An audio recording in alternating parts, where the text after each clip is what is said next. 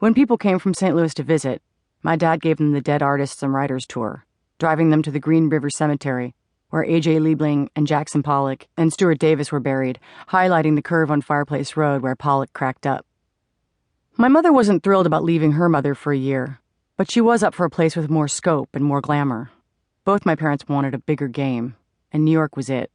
And Dad was about to be it. He'd been selling pieces to Harper's, the Atlantic Monthly, and the New York Times Magazine, and the great literary novel was the next obvious step. She believed in him. Besides the Rouchés, the other friends my parents spent time with were more writers, like Mike Mooney, Willie Morris, Martin Quigley, and Eloise Spaeth, an industrialist's widow and art collector whom my parents also knew from St. Louis. Mrs. Spaeth and her late husband had been huge figures in the New York art world in the 50s and 60s, involved in promoting artists like Picasso, Calder, and Willem de Kooning. Mrs. Spaeth was a big deal at the Whitney, and she lived in a modern house that had art and sculpture everywhere, like the Picasso birdbath out by the pool. She was respected for her impeccable taste and vision, and I thought it must mean Dad was really up and coming if she was friends with him. Everyone was interesting. Hell of an interesting gal, very bright, has a piece in the New Yorker, is researching something terrific, was friendly with so-and-so, working on a collection of stories. It seemed there was no shortage of little stories about the writers and artists who lived around us. Quiggs, my father's friend Martin Quigley, said he used to ride the train with Pollock. Jack and I used to drink together in the bar car of the Montauk Cannonball. They called it that because it was the slowest train of all time. Big, black, slow. Saul Steinberg, who lives down the road from Quiggs, calls Martin's wood-burning stove the Black Cat, my father would tell his old friend Hereford on the phone. My parents had a cocktail party one night, and my dad pulled me aside and said, "Now, Jeanne, there's a woman coming over tonight, and I want you to pay attention to her, to what she's like, because you'll read Tender is the Night someday, and the couple in it, the Divers, were based on her parents, Sarah and Gerald Murphy. She's the living continuation of the American social novel." This was just a normal direction from my father, like, don't slouch at the dinner table.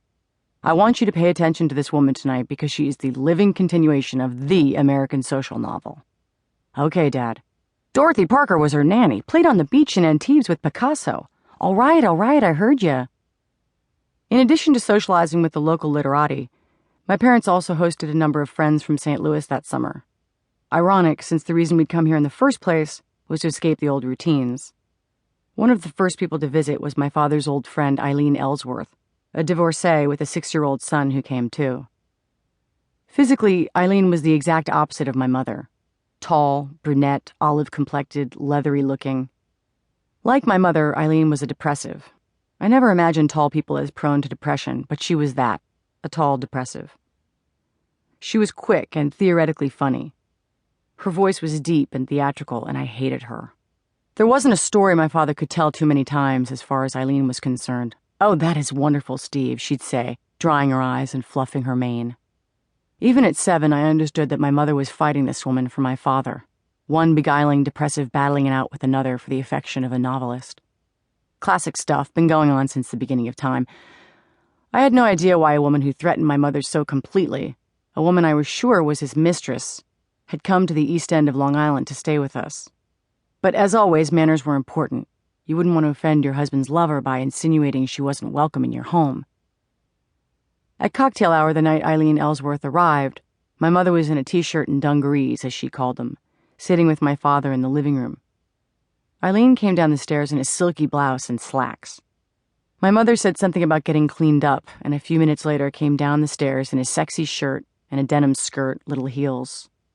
Eileen then said something about realizing it was too humid for a silk shirt, and a few minutes later came down once again, trying to be nonchalant, in a dress and heels and lipstick. My father simply complimented every entrance with equal weight. "Eileen, you're absolutely right. Let's celebrate your arrival and get dressed up. Doris, che bella!"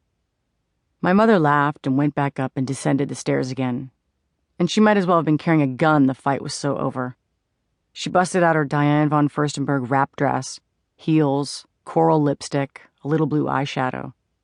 She had a sexy gap between her 2 front teeth, and she stuck out in all the right places, which seems even more impressive at 5 feet tall. Eileen Ellsworth and her son Davy went back to St. Louis a few days later. I never saw her again.